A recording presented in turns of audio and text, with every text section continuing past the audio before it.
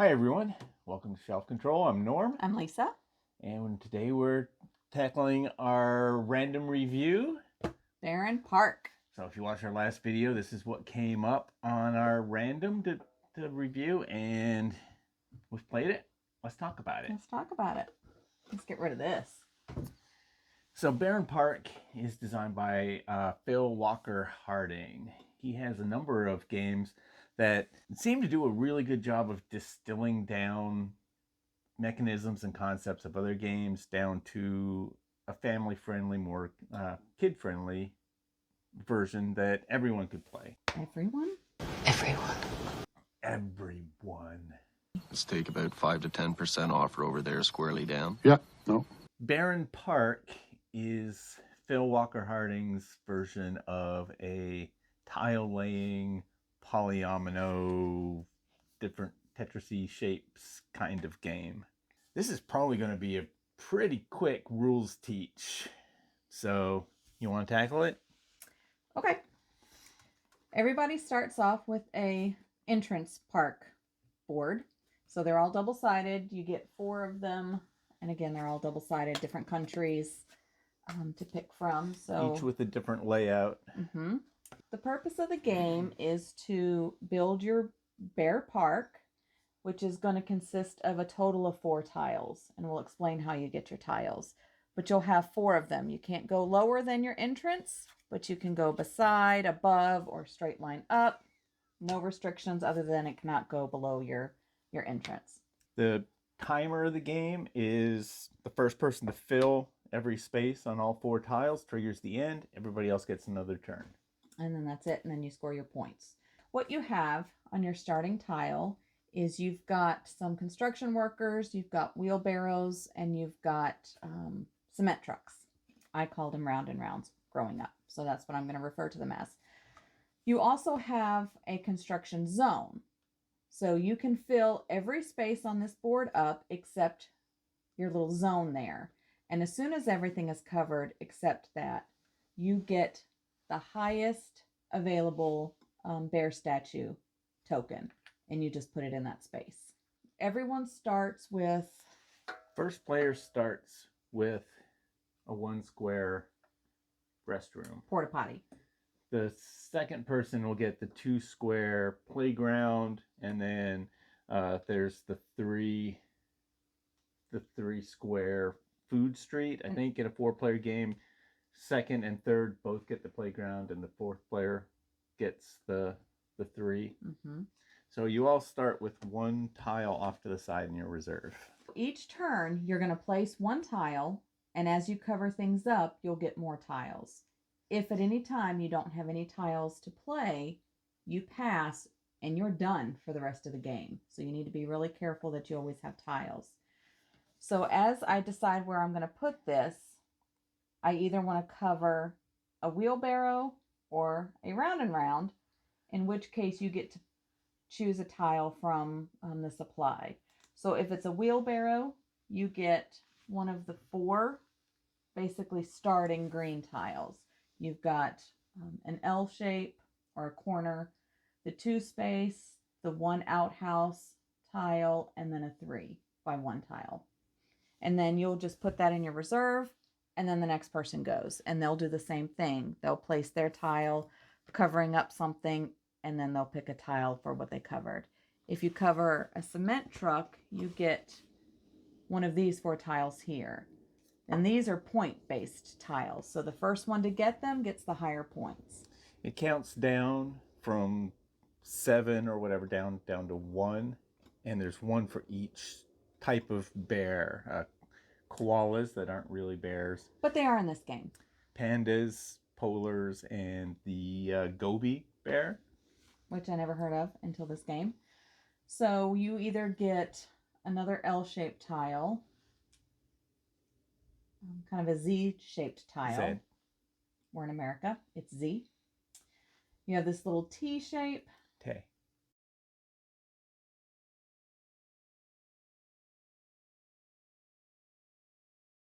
And then you have a square. So that's what you'd get if you cover the cement truck. These other ones will explain as you get additional tiles, but those are not offered in the starting tile. So if you cover the construction workers, that allows you to get an additional tile. And there's a supply over to the side. There's 2 stacks, and you just pick one from the top 2. They're double-sided, but the other side is the exact same. So you pick one of them and you add it to your park. Again, either beside or above, just not below your entrance.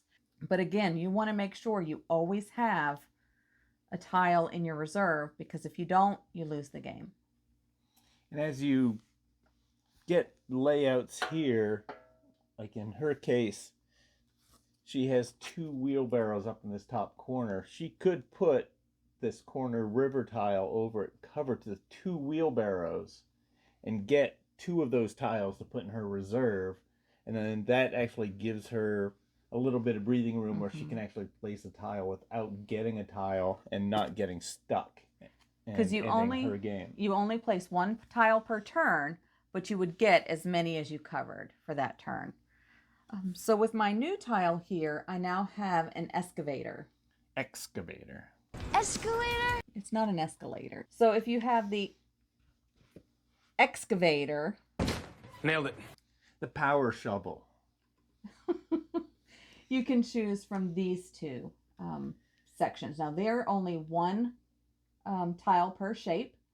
And again, you've got the mix of the different bears. But once you take it, no one else can take it. So you've got 7, 8s, and 9 points. 6. There's a couple 6s. 6, 7, and 8. 6, 7, and 8. There's no 9s.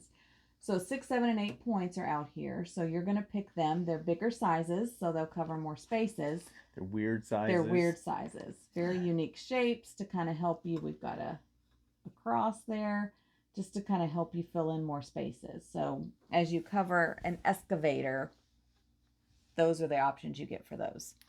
And you can pick anything lower than what you cover as well. So if you pick a wheelbarrow, you only have this to choose from. But if you have a dump truck, you can choose from the dump truck's piles or the wheelbarrows. And same thing here. If you don't want any of these big weird shapes, you can take from here or you can take from here. And you'll find you do that later in the game because your boards are going to fill up and you don't have a space for this. But in order to fill it, you might really need that restroom to fill up that one spot on the board. And that so stinks covering an excavator to get a 1-by-1 tile. you do what you got to do. So like Norm said, the game is over once the first person fills their board in completely. Again, the only place you cannot cover is the little construction zone. And that is what once you fill the whole board, you'll fill in with the highest bear statue, and it goes from 16 down to 1. And there's also objectives. You'll have 3 objectives each game, and they're picked at random at the start. So this one is you need 3 tiles koalas. of the koalas enclosures. So these are the koalas here, and then there's also some of these in the higher ranges. You have your river tiles, so you need 3 of them, which are these, and they need to be touching, so the water needs to be flowing. Have a nice straight flow of water. So once you get 3 of those, once you have them, they have to be in your park. They can't be in your reserve. So as soon as you get them in your park, you can claim this one. And again, these are in numerical order as well. The top for the koalas is 8 points. The next person would get 5. The next person would get 2. And for the river, it's 10 points, 7 points, and 4 points. So you want to get that as quickly as possible. And then the last objective for this particular game would be 1 of each of the dump truck or the cement truck shapes. Roly-polies? No, round and rounds. So that's 8 points, 5 points, and 2 points. So you want to be the first to get these. So once you have them in your park, you claim it, and those are points at the end of the game. So once the first person fills in their entire park, everyone else gets 1 more turn. That's it. And then you count out the points that you have either through the objectives or from points that are on your board, again, from the tiles that you've laid out. If there is a tie, if you have any tiles in your reserve that are point values, those are your tiebreakers. So that's how you play. That's how you win. Did I leave anything out? Not really. I mean, when you're placing a tile, I mean, it makes sense that once you have a tile down, you can't stack it so a tile overlaps a tile that's Mm-hmm. already out there. You The can't hang tiles, over. the tiles do have to touch. Though once you place your first tile, everything has to come off of that one. You can't place it up in another corners away from the others, and you can't have it hang off the board unless there's another board section of park under it that can hold it. So yeah, no, I mean that's basically the whole game. Very simple rule set. Mm-hmm. And we've played this at 2-player, 3-player, 4-player. It plays up to 4, I think. Yes. And all different player counts. It's enjoyable. They have an age of 8+. I think we played it with someone who was 7. Was she 7? She was 7 or 8. So that seems about accurate. She Yep. was able to play it with no help from the peanut gallery. Nope. And when we did help, she reminded us very quickly that we were wrong in how we did it, and we were. She was totally on top of it. She came in second, I think. Second or third? Second or third. She was more interested in playing with the dog when it wasn't her turn. Yeah, who wouldn't? But she already had all of her moves planned out based on all the tiles she had. So And it worked out because she was laser focused on putting pandas into her zoo, and because that luckily was one of the objectives. Yep. the objective was panda, so that worked out for her. Yep. So yeah, if you're playing with a kid who has a favorite bear that's going to go heavy on that, maybe you pick the objective that gives them bonus points for doing it. Tell her about the koala bears. Yep, keeps their attention. But yeah, this game is for all ages. I mean, I think even some of younger ages could probably play it. It's just a Tetris-y game of matching up the shapes. They may not be interested in the points and things like that, but You they could could leave grasp out it. these objectives and just have it be fill your board with these and statues, Yep. and don't worry about trying to get one of every shape. That's Because they're enjoying just putting the shapes down and getting them to touch and puzzly things. So what do you think about the game? what do I think about the game. What do you think about this game? Go into some likes and dislikes. Yeah, we explained the gameplay. Okay. I think I'll start with the dislikes. Starting off bad. There's a couple things you have to remind people that these are 6s and not 9s, because the way that they're laid out on the board, they're going at all kinds of different angles. This one is, the bottom is facing this way. This one, the bottom's facing this way. The bottom's facing this way. And so, just by looking, you might be like, okay, this is supposed to be the bottom, so that's clearly a 9. It's got a tiny little black line under the 6 to show that. So Well, and it's on a stop sign. That's not a stop sign. What shape is that? So that's a 1, 2, 3. It's a 5-sider. It's a pentagon. Pentagon. Yeah, I knew that. So yeah. So it's a pentagon. So the point is at the top. It's a 6. But and one thing we didn't mention, you can flip it. It's the same on both sides. So if it doesn't work that way, flip, rotate, you can flip it, whatever. rotate, do whatever. So there was a time I thought I was grabbing a 9, and I was like, oops, no, that's a 6. We were playing with a friend of mine, and he was like, I'm going to take that 9, and it's like, no, it's not a 9, it's a 6. So that's a tiny thing. It's a little bit awkward to randomize these because they come in stacks of 3. So if you wanted to randomize them, you'd have to grab one of each out, shuffle, pick 3, and then go fishing through the pile for the other ones. I don't set the game up, so that's not a dislike for me. So that's a little bit of a thing. The insert in the box. Can you hand me the bottom box? The box comes with these cardboard bits that piece together in a weird way that doesn't divide the box up in any way that these fit naturally to keep all these shapes separate. And so when I played with a friend of mine, He's a cousin of yours. with a cousin. Cousins can be friends. Cousins can be friends. He printed out a 3D storage that holds all these individual pieces in here. It has That's places cool. for everything. It's got a little bear thing. Bear claws, wow! It doesn't hold anything, but it looks cool. It's cool. And it has a place to hold all these stacks and keep them separate, where before trying to use this insert just didn't make any sense, and they would just fall all over in the box.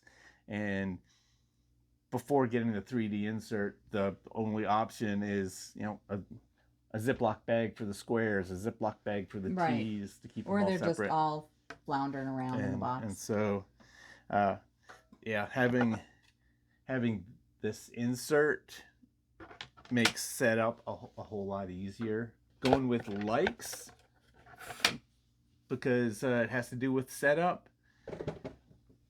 Your tiles are limited depending on how many players there are, and it's printed on the board.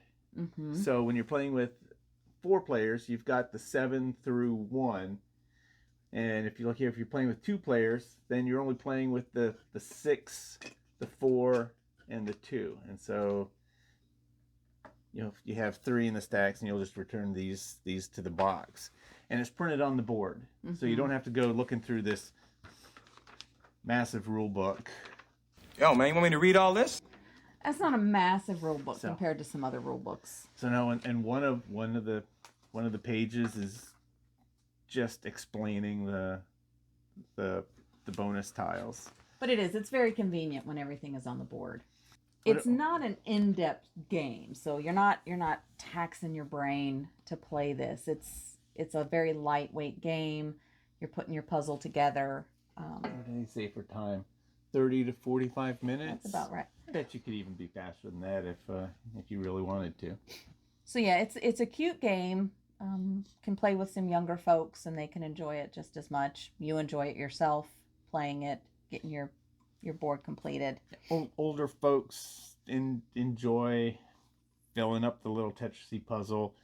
It feels really good when you play something and it's like, oh, I can get 3 tiles. Well, I'm going to take that and that and that. And you can even play a little bit cutthroat if you want. Because when we were playing, one of the things was, the 3 pandas, and the 7-year-old was buying up a ton of pandas, and I think, there were 3 of these tiles, but I think she was the only one that got one, because then all the other we kept trying to get 3, but we each ended up with 1 or 2 each, and so we couldn't complete the rest. So you can. She wasn't trying to be cutthroat. She just wanted all the pandas. And but we were all. If I'm getting close to finishing my board, I might have all the tiles that I need in my storage. So it's like, okay, I know where this one's going, where this one's going, and where this one's going, and that completes my 4. I need to take. I place down something. I take 2 wheelbarrows. You know what? There's only 10 of these one by one tiles. I'm going to take 2 of them and put them over here, because this pile is now empty. If you have a 1 by 1 spot on your board, you're not getting it. There's no tiles for it, because I've got all the toilets over here. If you want them, you're going to have to go through me.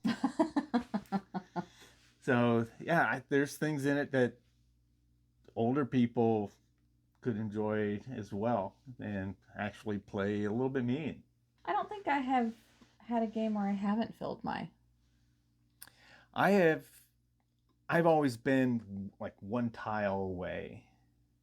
If I don't fill it up, sometimes at the very end you get one more turn and you're like, excellent, boom, it's done. But sometimes you're like, okay, I have this tile to put down and I have this tile to put down.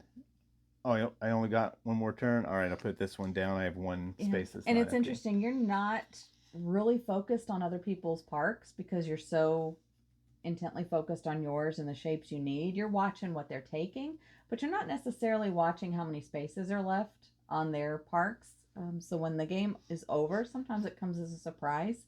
because you're so focused on yours and getting it completed. And these objectives go from super simple concepts of 3 koalas or one of each shape to ones that take a little bit more thinking, like having three rivers all connected, touching, because you might be like, okay, I'm going to put this here and this here, and I could fit all 3 on a board, but now I've got this really weird shape here, so it's like, okay, maybe I start with this over here, so when I put one down, I can go over. And then there's other ones that are even more difficult than the river ones, that if you really want to pull it off, you've got to give some planning to There was one that says you place 2 bear statues at the same time. Yeah, and so you have to have multiple boards at that point, and you have to strategically plan it so that you're going to have one tile that's going to span 2 boards and but complete them both Yep. at the same time, so you can grab 2 of the bear tiles. Yep. And Lisa beat me on that one, because I think we had that one and the 3 river one, and so I was like, I'm going to try and accomplish both of those, and it slowed me down. So yeah, is there anything you don't like about the game? Nope. It's a nice little, it's a lightweight game that's enjoyable to play.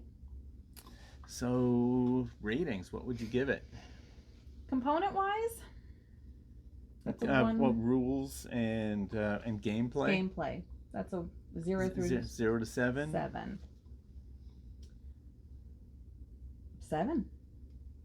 I agree. It's a 7. It's a 7. It's Again, Norm talked about the inserts and how weird they are. I mean, otherwise you can have them loose in the box. It might take a little bit more time to put the game together. You can use the baggies to separate everything, to make it a little bit quicker to put the game together. So the inserts are weird. I'm not really sure why they had those in it, but yeah, but it's not a reason to dock the game. For gameplay and rules, Phil Walker Harding, he really yanked out anything that's not necessary. It's very simple. You just play a tile, and whatever you cover, you get those things, and you just keep repeating that. There's no weird rules. It's just distilled down to the simplest, The nitty-gritty. most easy flowing it can be. And so yeah, I give it a 7 out of 7 for design and gameplay. And there's just enough. So if you're playing with if you're playing with 4 players, we suggest playing with a floor, Not included. because then It would be the helpful. pieces could fall. So the wow factor, 0 to 3. you go first. So I would give this a 1 out of 3, for a total of an 8. And I mean, that's primarily because I would prefer a heavier weight game, but I would still enjoy playing this anytime somebody wanted me to. And if you've got some younger folks who would be interested in playing, this is perfect. And if you're on a time restriction, if you've only got like 30 minutes, this is one that can be played in 30 minutes. So if you've played a heavy game and the group is like, you know what, we still got an hour or so before we need to leave, you don't necessarily have time for another heavy game. You can throw this out and just have just settle down. Or before, unwind. if a couple people show up and you're waiting for some others, I'd be like, all right, let's play this. I could see this being a good one for camping, because it doesn't take up a terrible amount of space, and unless you're at a small camping table and trying to play 4 people, then that might be a problem. But for the 2 of us, if we were out camping, I could see. And it's a perfect theme for camping. So I as well would give it a 1. I might actually give it a 2, because I don't. Such a good design. It's a good design. It's fun to play. Again, I know I say this often, and I hate repeating, but coming home from work after 9 hours of sometimes frustration, you don't want a heavy game. So I still want to play a game with them in the evening, but I don't want to be bringing out something like Thunderstone, because it's a heavy game, even though I'll totally play it anytime he offers it. But this is something nice. So I don't want to put any more brain power into it. I just want to put pieces together. And so this would be something. So I would give it a 9. Nice. I don't fault that at all. They do have an expansion for this that I haven't got that adds a monorail. You actually have like little cardboard towers that you're building a monorail around. I have no idea how it works. It's something that if I ever see it at a good deal, I would pick it up to try it, because it might push the base game a little bit more into the gamer territory. It might change the puzzle enough where it's like, okay, that scratches the gamer itch in my head. It goes from a nice, pleasant, let me build my park, to, okay, now I have a real puzzle to solve. So I don't know anything about it. We can't speak to that, but it is something I have my eye open for. So I guess I gave away whether or not I think we should keep it. I think we should keep it. I think it's a keeper. Yeah. Even if it's just for when we have young people over, because it's so easy for them to understand.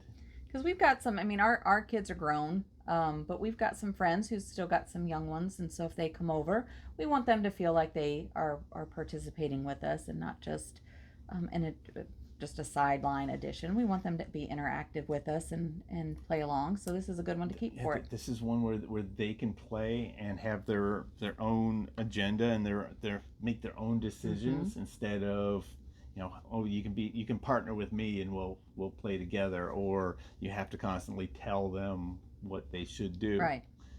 So yeah, it's a keeper. It's a keeper. So this is our 40th game review. Our 40th. So wow. We did the top 10 favorite games so far. After we did about 20, maybe 22, 23 games, we did a top 10 list of those that we covered. So now we got 20 more, so maybe it's time to revisit and see how our top 10 lists change with these other 20 games added to it. Do I still have my first list? So I saved it. Okay. So I'm not gonna show it to you. Nope, I don't want to know it. Because I don't want. This is gonna be purely organic. We're gonna come up with a remember some of the games. Top 10 list of these 40 and see how the list changes over time. We think that would be We've had a lot of 10s recently. There are a lot of 10s. So it'll be interesting to see our new top 10s. So yeah, keep an eye out for that. And since this was one of our random reviews, it's time to we gotta do another random. Pick another game at random.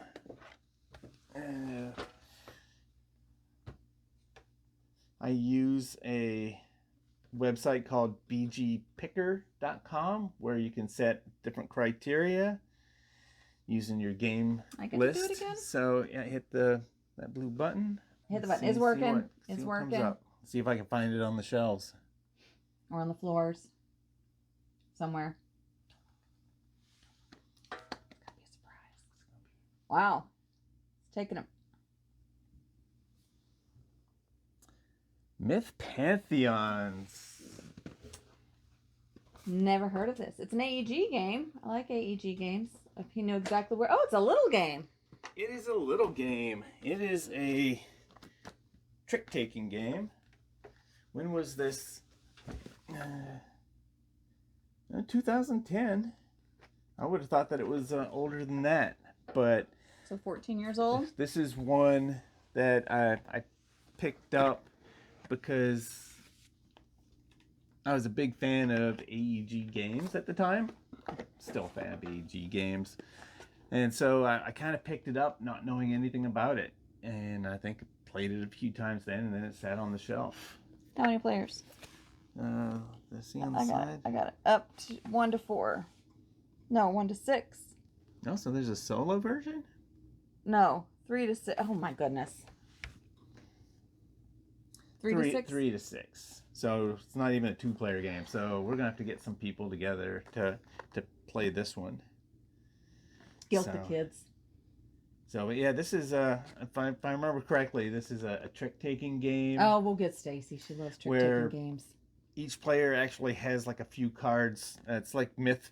It's like the myth pantheon where you have like your own That is god Myth Pantheon. that has like their own unique cards to go along with the other cards in your hand, and you can play your god cards as the cards. Okay. So, be interesting to see. So it's Greek what we think mythology. of that. So, All right. all right. So that's two videos coming up to keep an eye out for.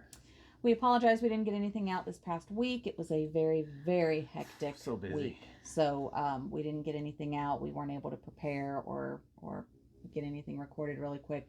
So sorry about that, but we appreciate you liking and following us and subscribing if you haven't already. Our subscriber numbers are growing, and that's very exciting, very surprising, very exciting, but we appreciate it very, very much. So stick around. We've got a couple more coming up, and then we'll see what our next random one will be. So All right. until next time. Bye. Bye.